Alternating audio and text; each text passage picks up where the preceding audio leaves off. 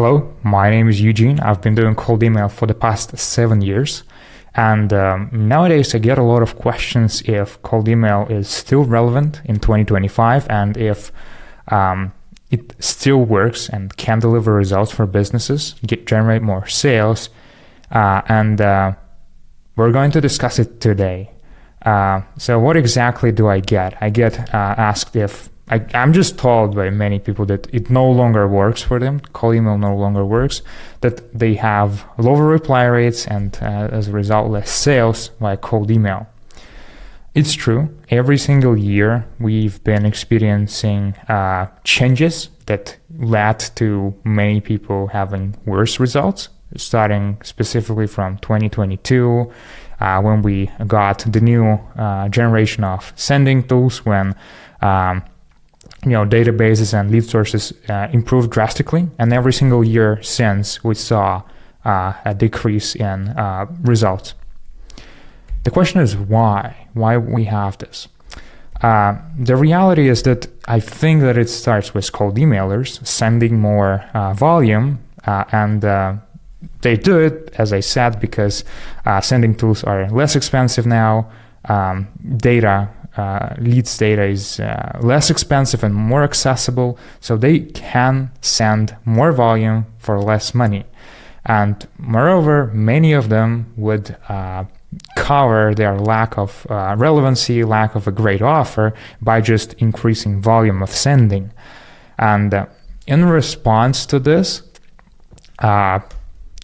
inbox providers and organizations have to respond by setting stricter rules and filters, because in some niches I know that a single person can get up to 10, 15, even 20 cold emails every single day. A single person 10 to 20 cold emails, which is ridiculous. That's why inbox providers try to protect their users, like Microsoft and Google, and organizations themselves can set up rules and filters internally to again limit the number of cold emails.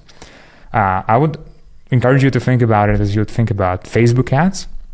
In case of Facebook itself would regulate the number of ads so that it actually can show some of the ads, but at the same time it wants to not make your feed full of ads. Imagine you log into Facebook and everything you see would be ads. This is not cool. That's why Facebook regulates the number of ads you see. Moreover, for Facebook, it's extremely important to make ads relevant. Not only the number of ads, but also the relevancy is very important, because irrelevant ads again would make you want to leave the platform and spend less time there. In case of cold email, it's the same, but this regulation happens from both sides, where people are sending more volume and providers and organizations respond by balancing it, by implementing all those policies and filters. In many cases, not only because of volume, but again because of relevancy, that cold emails are not relevant. So what can we do about it? And I truly believe, based on my clients and people, my colleagues who work with cold email, there are many things we can do. But when we talk about cold email, we should always start with deliverability, because as we say, deliverability is king. Meaning, like in chess, you can never sacrifice a king because you lose a game. The same way in cold email. If your emails are not delivered, nothing else matters. Let's cover what we can do about deliverability. Of course, remember, I have a lot of shorts already and tweet shorts covering many of those topics specifically, and I would have more long videos covering, so subscribe to the channel for it. But this is a high-level overview of what we can do to make deliverability great.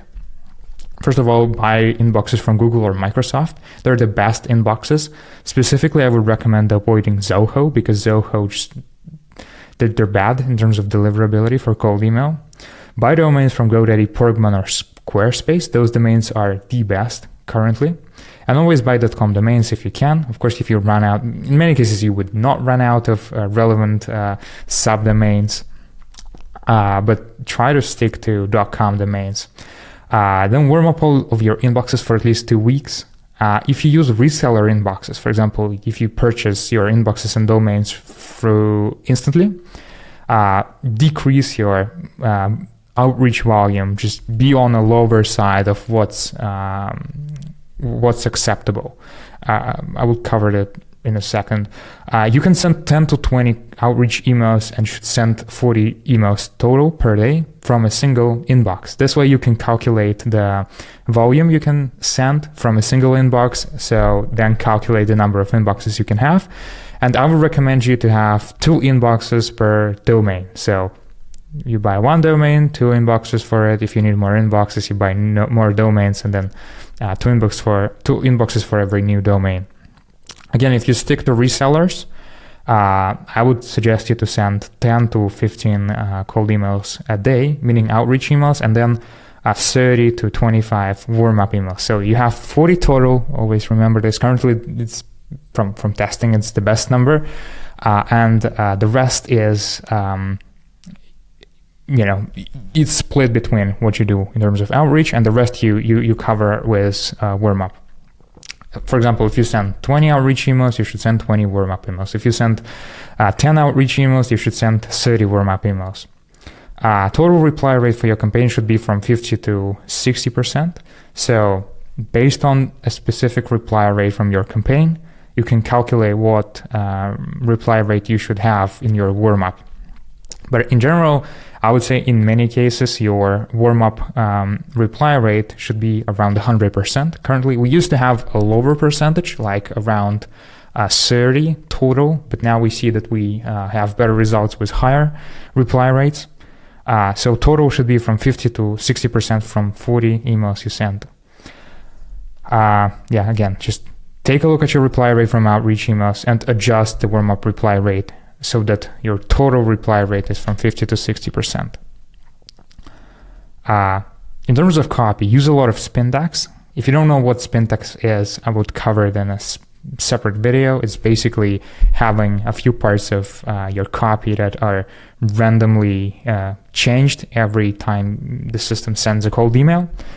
Try to have Spintax almost in every sentence, or at least in every other sentence. You can do it with ChatGPT. I would give you a script in a Spintax video. Again, subscribe to the channel if you don't want to miss it. Change your copy completely every 5,000 prospects. Just not Spintax, just completely new copy. Have 4 new subject lines for every 5,000 prospects. Again, check for spam words and avoid being too salesy overall. The thing with spam words is that nowadays, the system doesn't only look for specific words, but also can understand context. So even if you avoid spam words, but you still sound very salesy and irrelevant, you can still land in spam. Second thing is offer. Offer is queen. You can sacrifice queen, but you shouldn't in most cases. So concentrate.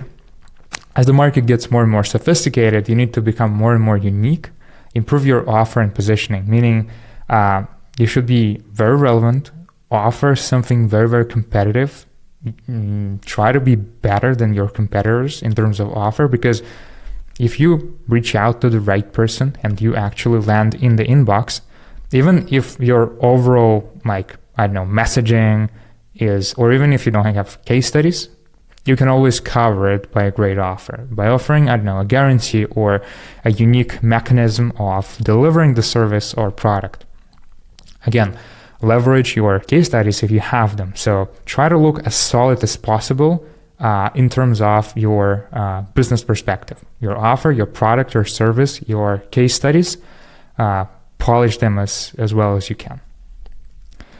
And the third thing is be very relevant. It's kind of connected with the previous point, but what I mean here is clean the data initially before sending cold emails.